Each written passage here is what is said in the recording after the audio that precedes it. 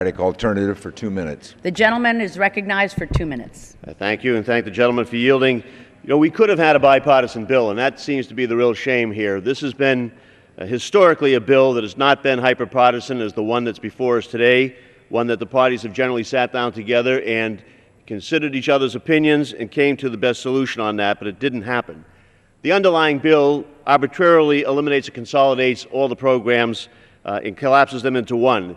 It tries to substitute, I guess, that for an analysis of what ought to be done. It relies on the comments of a GAO report that said some of the programs may have overlapped somewhat, but did not reach the conclusion that they were duplicative or that they didn't serve necessary and unique populations.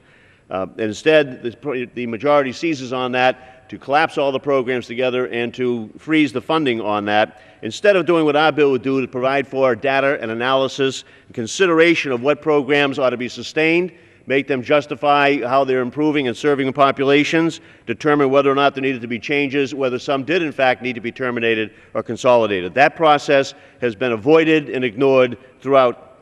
You know, it's interesting to note that the administration, which is invoked from time to time, has opposed not just this year's version, but last year's version, which was fairly identical, and indicates that it doesn't meet the administration's goals set out for training in this country. The underlying bill would dissolve youth training programs. I've heard comments about the seriousness of being involved in youths that are out of work. But the underlying bill dissolves youth training dedicated funds and other service delivery priorities like veterans and disabled. It also has virtually no support amongst all the people that are really involved in workforce development in this country. There was very little, if any, consideration of their views and their input into that, despite the labor they put in and the policy decisions that they help make day in and day out.